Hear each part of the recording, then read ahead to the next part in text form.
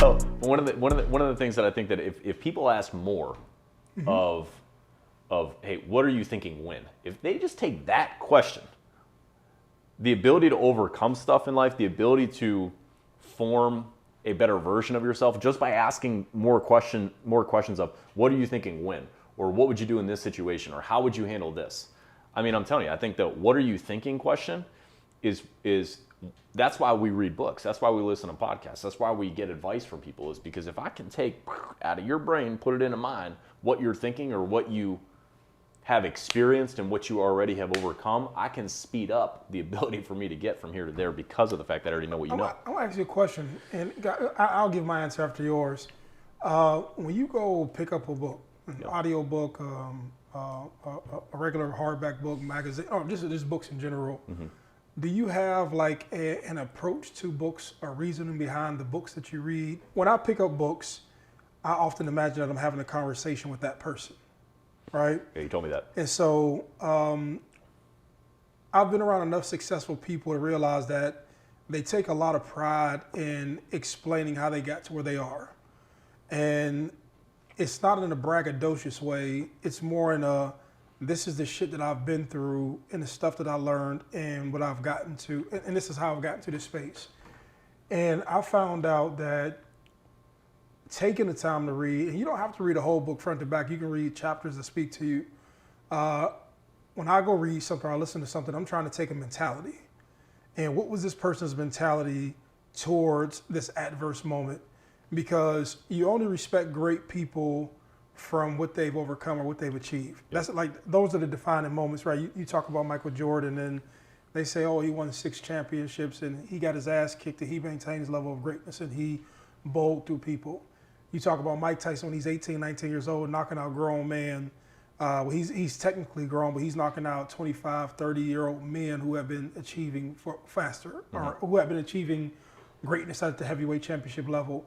And you can go on and on about people who just had these mentalities that we really enjoy seeing. And I guess I was just asking from you. For me, when I pick up books, I'm trying to take the mentality of somebody. I read a book, Rulers, Dictators, and Tyrants. And I didn't want to be a tyrant of anybody, but what is the thought of a man who runs a country? What is the thought of a man who believes he can accomplish a lot? Where does that come from? You don't have to be malicious in it, but just think about this. There's people who wake up. There's Vladimir Putin wakes up tomorrow and he thinks about a nation. Yeah. There's another person who wakes up tomorrow and he has a job at McDonald's who's complaining about that. Right. And so I ask myself, what is the difference in both of those people waking up? You know what I'm saying? One person is thinking of running a nation. Yeah. I think the level of responsibility. You know, but go ahead. I'll let you talk. But these are conversations I have with myself. Like, you know, it may be unformatted, but this is just shit I talk about with myself. Yeah. So I think, you know, you can first thing, going back to, okay, well, how do I decide the book that I'm going to read?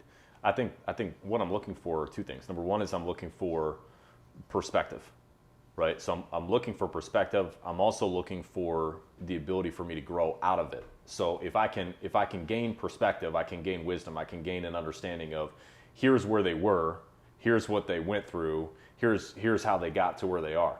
What most people don't take into account is how long, decades, that it takes for people to achieve certain levels of success. What most people don't take into consideration is how many times people have to fail in order for them to get to where they are. What most people don't take into consideration is how many people did not believe in them in the process of trying to get to where they are. What most people don't take into consideration is how hard somebody had to work and how much sacrifice they had to work. And when you can gain that type of an understanding, it can give you the perspective of like,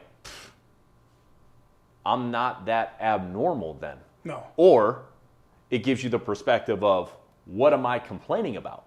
Yes. That's what it takes. So I think it's that perspective. But then there are also books where, whether it be leadership or whatever it is, that I'm trying to gain a bigger understanding of how to raise my leadership lid or whatever, where I'm trying to become a student. Like, I don't read to say I read 30 books. I read to say I can apply. I got you. I can utilize this. I can now fundamentally become stronger at this. What's the point of reading something if you're not going to become any stronger from it, right? So going back to, you know, what gives a guy like Vladimir Putin that we're talking about versus a guy that works at McDonald's, right? The difference, I think it's responsibility. And so, for one of the things that I learned from my father one time, it's like, it's so cool to be able to just like ask people like certain questions. But Yeah, I felt bad. I felt bad. I had to leave your father last time. No. That's a story for another day. That's the episode. That's for the episode of Suburban Dad Shit. Yeah, and that was a real life experience, okay, of what the suburban dad had his hand in. Yeah. Okay. I'll let you finish. My fault. But listen. So I was talking to my dad one time, right? And to see, my dad, right? My dad's in his 70s and everything like that. And back when he was working for somebody, he said, you know what, I'm going to go ahead and I'm going to venture out and I'm going to try to run my own business. Well, what do you think happened the first time he tried to open his own business? Failed. Mm-hmm. So what do you try to do the second time? Tried to do it again. Yeah. Mm-hmm. Learn from the first time, and guess what happened again? Failed again. So third time, right? What do you do? Put the mortgage on the line. And all in. He was all in. 3 older sisters, myself being the baby and everything like that. And so I asked him, I said, let me ask you a question. Why in the world, after failure, mortgage on the line, right? Why in the world would you continue to fight and push and try to persist knowing that you've already failed twice? You've already tried this. Now you're putting the mortgage on the line. You're putting other people at risk. Why would you do that? He said 2 words. Never forget it. Moral responsibility. And I said, what does that mean? And he said, for me, it meant that if I saw somebody else driving their family around in this car, I believe that morally, I should be able to do the same. I believe that if somebody else were to be able to have their kids in this school, that I believe that my kids deserve to go to that school too. Mm-hmm. I believe that the moral responsibility that I have as a father, the moral responsibility that I have as a man, the moral responsibility that I have as somebody that's trying to lead a business, I have an obligation. And I think that that's another thing too that can help people get to another level, is being able to say, you know what is my responsibility in this world? What is my responsibility in the thing that I'm trying to achieve? Because if I leave this world today, did I leave it any better? Or did I bring value? And so I guess let me go back to you on this, right, as well. Because, I know that we've had conversations about, the kiddos and everything like that too. But, the moral responsibility that you feel that you have, right? Mm-hmm. I think there are a lot of people that are in this world that they hear Maurice Claret, and it's so funny how over a decade ago, you have some people that fan galore, love you. Mm-hmm. And this is the reality of it. There were some people that are like, wow, bad decisions, and they don't know the full story, and all of this stuff. And opinions. But even in the situation that you went through in isolation, right, to where you were reading constantly and all of that stuff, let's talk a little bit about how were you able, I guess, to think beyond the present circumstances that you were in, knowing where you wanted to be or what you were trying to accomplish when you were in isolation. Can we talk about that for a moment? Yeah. But it was a process. Because I think there's got to be some level of like, shit, like, but I'm going to come out of here stronger. Yeah, it was a process. And I would be, I'll be remiss. It was like 2 foundational things that happened to me. The first one was there was a book that I received in the county jail. So in the county jail, I'm locked down for 23 hours out the day. And, you get 15 or 20 minutes to go take a shower, 20 minutes to go use the telephone, another 20 minutes to go work out inside of another cell. But first got the book As a Man Thinketh. And everybody, James Allen, everybody's read this book. Love James Allen. But until you go through a traumatic situation, words don't like really speak to you. Like if you like, hey, I'm about to go watch the game, and you read the book, it may not make sense to you. Man, I had to read that book 3 times before it made sense. Yes. So just imagine, right? So I probably read the book 70 times. Yeah. But I'm in the county jail, and I just start to read the book, and it was talking about, so as a man thinketh, so shall he become. And I had initially tied it to a gangster mentality that I had, right? Gangster, somebody who sold dope, sold weed, sold heroin, robbed, in the idea I had of myself in a criminal format, right? And so it helped me to understand how I got to where I was at. But as much as I seen that, I also seen the power of thought and what it had done for me in a football element, right? And it had allowed me to achieve everything that I wanted to achieve. And I was like, yo, that was really my mind, because in about the 11th grade, I used to call myself the greatest of all time. I would write it on my cleats. And when I would go practice, I would say, how does the greatest of all time practice? How does the greatest of all time run after he breaks through the line? How does the greatest of all time lift weights? How does the greatest of all time study film? And I would say that to myself redundantly every day as a football player, and it helped me to achieve. But as much as I achieved in the athletic world, the gangster mentality didn't match with it. So you read that one sentence. As a man thinketh, so is he. So shall he become. So shall he become. Nothing changes but circumstance and opportunity. The character of a man should be revealed up under every condition. I can damn near recite the whole book. I think one of my favorite ones is a man is literally what he thinks. His character is the complete sum of all of his thoughts, right? So, so that one line, do you think that gave you the ability to give yourself perspective at that time? Like, yo, my thoughts got me here, but let me try to take this same sentence and see where else in my life that this has been used in a positive manner, in a positive light. But then we can't neglect this. I believe in energy. I had like a ball of energy inside of me where I just felt great. I felt awesome. I felt different than my surrounding circumstances. There was nothing inside of me when I started reading. So when I started reading, it was almost like I detached myself from my body, and my body became more intellectual. I became like this person sitting in my brain controlling my body. That was the biggest shift in just my life in general. Even when I get up, I feel like my brain is basically telling my body what to do. Like it says in there, the body is the servant of the mind. The body does what the mind tells it to do, and you have to discipline yourself to do so. So as I'm going through prison, there's this innate feeling, and I identify it as I feel great. I feel powerful. I feel awesome. I feel that I'm greater than my surrounding circumstances. But that book kept me going to more books, and it kept me wanting to read from people who had dominated. I used to have Usain Bolt on my wall in prison. He had broke the record. This was like 2008 or something. And I used to read the USA Today, and I put Usain Bolt on my wall. It wasn't because he was fast. It was because he was achieving something that was great. And so anything that I surrounded myself with, and now this is just a little cell. This is 9x4 cell that I'm sitting in. And so I kept saying to myself, like, regardless when I get out of prison, I don't care what's around me. I had so much of a focus and so much of a commitment. Like I went from 270 pounds to 212 in prison. Like I literally ate the same thing every day. I literally read the same books, like not the same books, but I had the same patterns of reading every day. And I was very militant in my approach to getting better. And I'm just not sure people find that space here.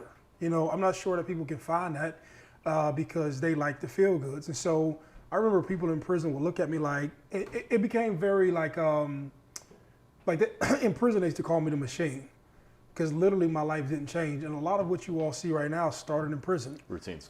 The routines. And so like I play basketball, they're like, man, that's the machine.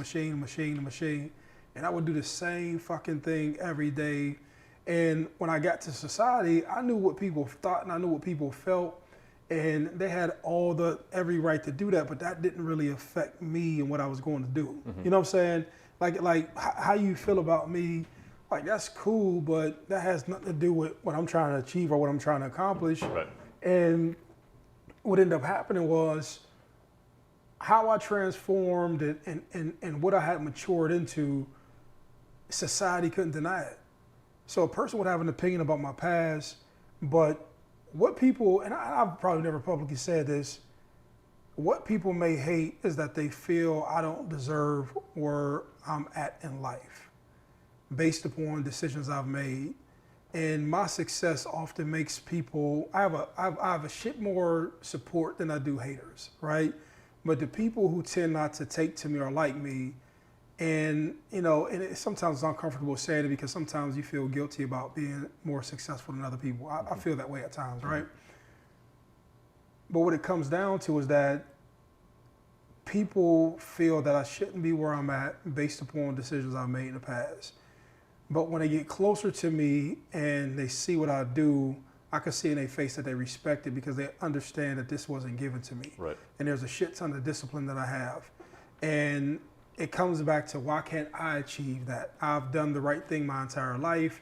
I've never been to prison. I've never been in trouble. I've never got caught with guns. I've never sold drugs. I've never terrorized people. I've never done that. And how did he move past me? And oftentimes that's the wrong conversation. And it shouldn't be, why did he move past me? It should be, okay, based upon your circumstances, your condition, how did you make happen what you made happen? But there's no humility in people. Right. People, like I say, humility is the beginning of understanding. With most people, they don't want to be humble enough to say, yo, damn, right? Every time I come to your house, I give you props on something. I'm proud. If it's something I want to know, I'll ask. If a person speaks better than me, I say it. I don't have no problem doing that. But that didn't start when I met Dan Hartwick. That started when I got out of prison. And so I was able to advance all of these steps through life by being humble, by complimenting, edifying, seeing another person's success and being happy for them. And people just don't understand energy. You have to be grateful or work from a place of being thankful in order for the universe to pull blessings in your life. And a blessing may not come in the form of money. The blessing can come from the form of information. Person gives you information that you can then act on. Person gives you a relationship that you can then act on. Person pulls you into an environment where you may find a partner that you can act on. But if you're resentful, and this is like philosophical, if you're resentful towards people and you work from a place of hate, your perspective can only be from a hateful place. And nothing good comes to a hateful individual. It just doesn't happen. Mm-hmm. People who have gratitude, people who work their ass off, those people get all the blessings. Yeah, so the question was like, at some point though, you're fighting for something more than just yourself. Yes. And so that was my question. Is like, so, when you were the machine, you're poured into yourself, right? Mm-hmm. You're fighting for something. My family. It was my family then, it's my family now. So, like your situation, my situation, not totally different, not in a bad way. But I fight for more of the idea of what a father would look like in the house with kids, right? So I have two of them. So I had Jaden at the time, and I understood when I was in prison that Ashley couldn't raise Jaden by herself, right? That Jaden was going to need a father. She'll need somebody to provide. She'll need somebody to navigate. And Ashley, as we've been together 17 years, she's going to need me, right? Now we have Titan, and he's one, and he's going to need me. And I'm always fighting with the idea of these people, Jaden and Titan didn't ask to be in this world, right? Mm-hmm. You've brought these people into this world. It's your duty to take care of them. It's your duty to bring opportunity and expose them to new friends and new environments and things that can enrich their lives and raise them to be good kids and all that other stuff, right? But in short, that's basically who I'm fighting for, right? And not just that, fighting for my mother. I feel my mother had made a tremendous sacrifice to get, like, my mother, for any camp that I went to, for any football practice I went to, basketball practice, anytime she supported me through being down and out, my mother has always been by my side. Unconditional love, you know what I'm saying? And, at times I don't want to say I feel bad, but I just ask myself, how do you put up with 3 boys in the midst of super violent Youngstown and to support them endlessly without going crazy, without being on drugs, without anything? My mother's been working for 35, 40 years now, but stay consistent through that all. And, so to me, you owe her the right to, you owe your mother to do right and be right, right? Then you owe your family security, strength, and all of those other things. And we fight through that. Like, that's normal stuff that you fight through. Just being a parent and being a husband and being a boyfriend and all that other stuff that comes along with that. And just me, I enjoy, and it sounds corny and cliche, but I enjoy being in the position I am, or fighting through to help a Tyler, to help anybody who I come across paths with, bro. You know, just and I think that's more what the fight is, just to be a blessing to other people, right? One of my goals this year, like so last year, I probably did better than I've probably ever done in my life through business, like or things were just going right. And then this year, but I set my goals and I dedicated myself to doing doing as well as I could. And the theme of last year was just to be outrageous in my thinking, to think further, to if I had a deal that was in front of me that would make me feel uncomfortable, that I had to pursue it just to understand what that feels like, and so on and so forth. But after like I got myself situated, this year was more about helping friends and family. And even when I put that into the universe, I've had all type of friends and family that I could see where they needed assistance and help and wanting them to improve. And I'll tell you, undoubtedly, I had more fun this year working with other people and helping them to achieve what they wanted to achieve, or advising or investing, than I had doing things for myself. And I think that there's something to be said about giving life, right? You talk about a woman gives life to something. You can give life to an individual's dream. You can give life to, you can just give life. But I think like it's so much more rewarding and fulfilling. And just even as we're talking about this now, you see why I just don't give a shit about what people say. Like there's so many other things to appreciate in life. There's so many other things to get involved in. There's so many other ways to spend your energy, your attention. I think about going on fucking wellness trips. I think about going into the mountains of Colorado when they have these tents and these huts and just being a part of nature. I think about my daughter. She will, by the time she sees it, she'll have it. I started something new. Each year I'm going to buy my daughter a house for her birthday, right? So her birthday comes, we're not buying, silly, stupid shit that you can throw away and trinkets and shit.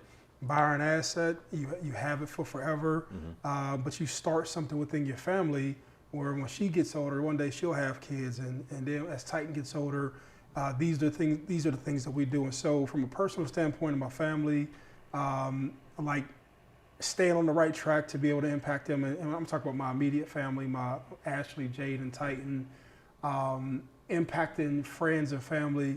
And just I know what it brings, and I know I got off track a little bit, but those are the things that drive me. The power of being selfish in order to be selfless, like the ability for you to understand that if your ultimate goal is like, man, I want to live in that space of being able to give, I want to live in that space of being able to be grateful and like all that stuff. Well, first thing that you got to do is you got to be proud of yourself. 100%. And yes. So I think part of what allows you to be proud of yourself is being able to be proud of the decisions that you're making, the choices that you're making, right? And it's not even all the time like big decisions, it's little decisions, but everything has a compounding effect, right? So everything has compounding interest. So can you get the ball rolling enough to where you start gaining that confidence gradually to where you're like, man, I'm proud of myself for going to bed early, or I'm proud of myself for getting up on time, or I'm proud of myself for not eating those donuts. There's always moments, I think, that we're faced with every single day. And the reality is that when you can win that battle, you become stronger. Yes. And as you become stronger, you start to give off that energy of strength, gratitude, fullness, love, power to other people as well.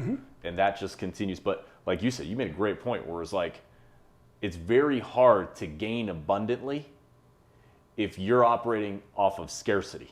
Yes. So if you're operating off of a life of like... Can you unpack that for them? I really don't think people understand that. Like, please unpack it the best way you know how. Yes. So abundance versus scarcity, the mentality of that. This literally saved and helped my entire life. But go ahead. So like when I think of scarcity, I'm thinking about, a lack mentality. A lack mentality. So what am I lacking, right? Am I, what is it that I don't have that I believe is the reason for why I'm not where I'm at? And so when you wake up in the morning and you're just surviving, I think you're just as close to, you're more close to death than you are to life. Yeah. And so when you talk about living a life based on abundance, abundance is paralleled with life. Yes. So like what I think about is like, okay, well, if I'm waking up in the morning and I'm living abundantly, that means that I'm operating in a way that allows me to feel full. Full of what? Well, full of gratitude, full of appreciation, full of wellness, full of joy, full of love, full of like things that I can appreciate and value, right? But operating in a world of scarcity, like nothing is allowing you to be able to move forward because you already are presenting yourself with resistance. And so when I think of resistance, I think of, well, you can use resistance one of two ways. There are people that have used resistance in their life, case in point, that have allowed resistance to make them stronger. And there are some people who will use resistance all day long to make it the reason for why they're weighed down. There are some people that they step on the scale and it says 200 pounds, but they're carrying around 400. There are some people that step on the scale and it says 250, but they're walking around with twice as much weight and baggage and complaining and blaming and defending and whatever it might be. And it's because of the fact that they cannot let go. And so they live this life that like is like guarded, which is basically like a big dark cloud. And the reality is, it's like, you created it and you're not willing to run out of it. You know, it's like some people, it's like, they might want to run out of it, but it's very hard to run out of a black cloud if you are continuing to hold things onto you. I'll tell you like this, even when you said at the end, I think people find pleasure in those spaces. I think, have you ever ran into somebody who do you think that finds pleasure in complaining? Yes. And that becomes like the narrative that their life is about? They have not broken that cycle. It has become a habit that the only way that they know how to conversate is by, talk about shit. What's wrong. Yeah. Talking shit, talk about what's wrong. Yeah. But I think, to your point, I think when you step out of that and you have responsibility now, responsibility is directly tied to character. Responsibility is tied to accountability. Responsibility, you growing, what is it? The prayer of Jabez. Lord, enlarge my territory. Yeah. Right? Lord, yeah. What is it? Lord, bless me indeed, enlarge my territory. Keep me away from all evil so that I may not cause pain on others. Yeah, prayer of Jabez. It's like the Jabez is like such a short story in the book of Corinthians. Yep. But what do you have? More territory, more responsibility. Yep. Right? I think that it's easier to talk shit about Dan, who does well from being a good steward of a lot of responsibility, than it is to say, hey, let me put myself out here to see if I even have it. Because I don't want to be criticized for shit falling apart. I don't want to be criticized for me not being able to get the job done. And I find comfort in criticizing. I've been on the flip side of where Dan is at, and I found out how to use that as energy. So when a person talks shit about me, or when a person out of principle decides not to do business with me, or for whatever reason that they have, I've manufactured a way of just harnessing all that energy that they have towards me.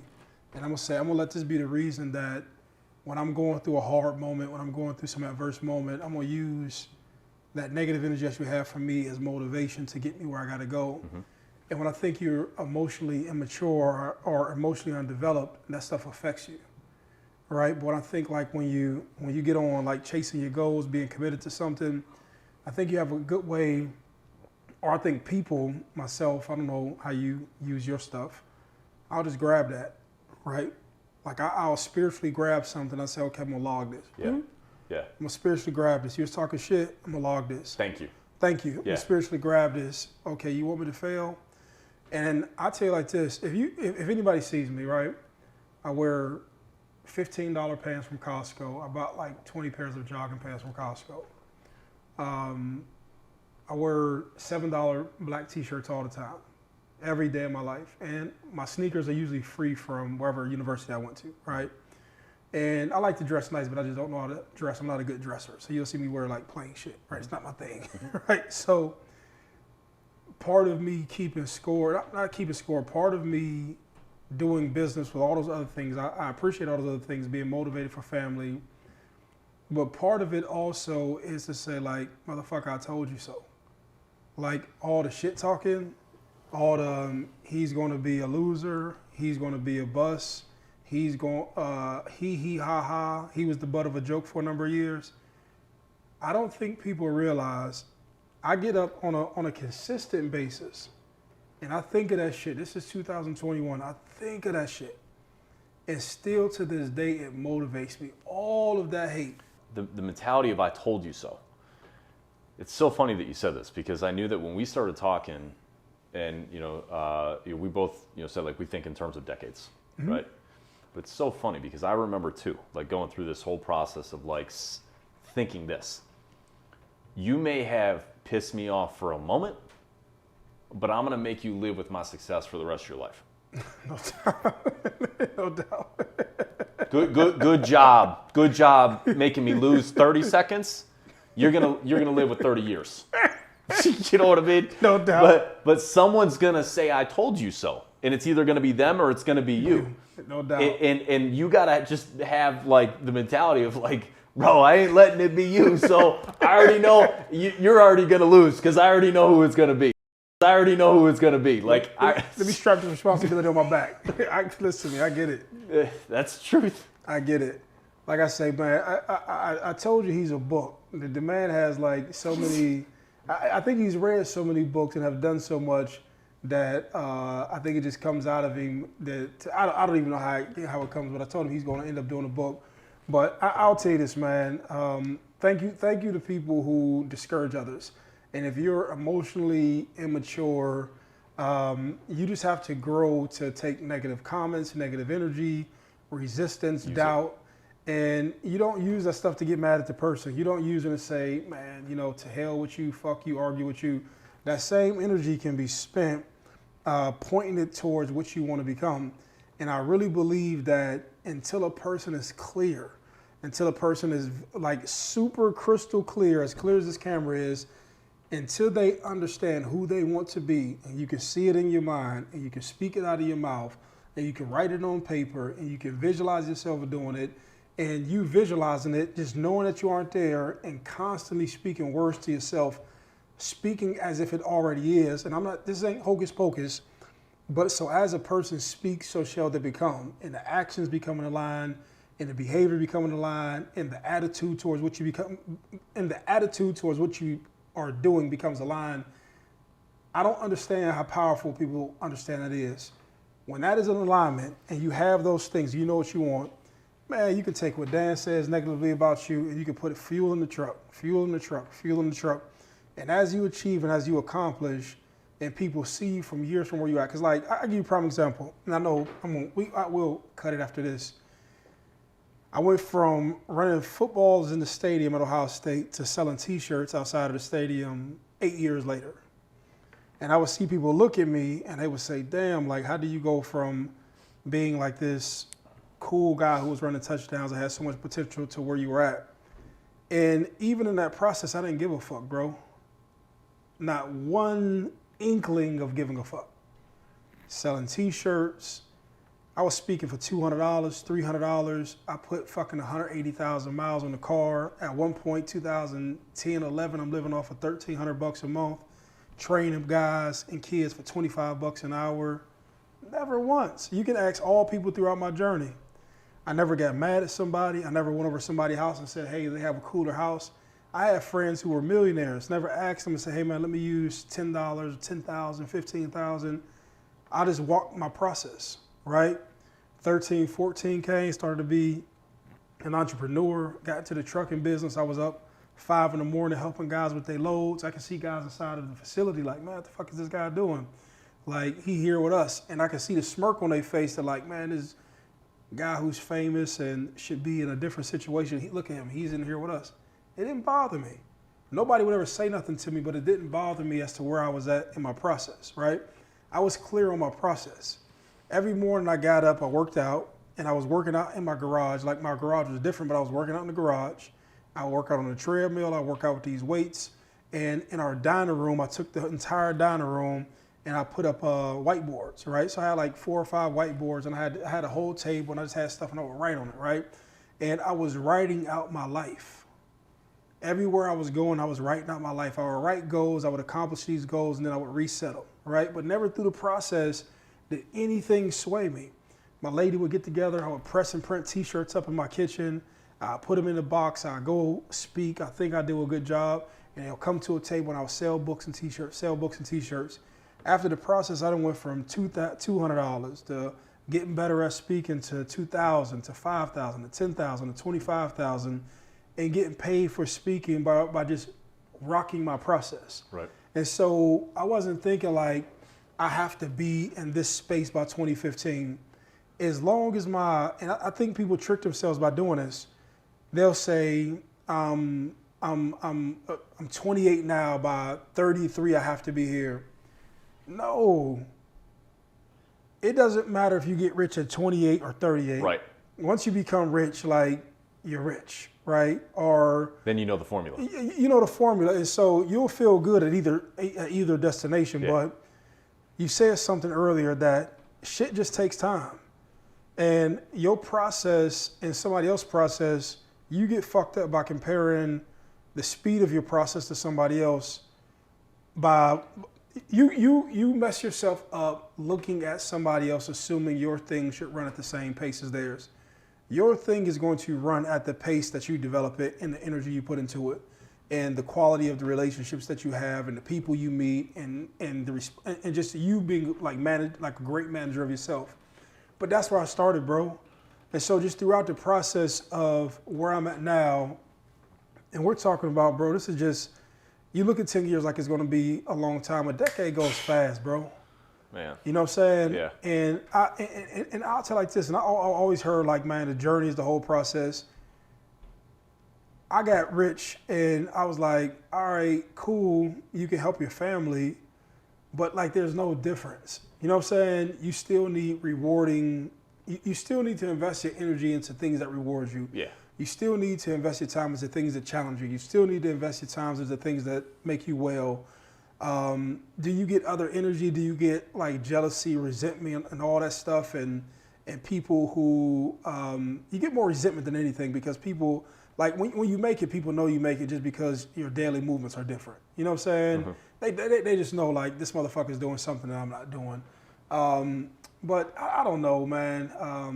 And I don't say this stuff to sound arrogant, or I hope it doesn't come off that way, but no, I think it's just a journey. Go ahead. Like what you were saying is like, you know, when people are having conversations, whether it be in front of you or behind you, it's like, I've already made the decision.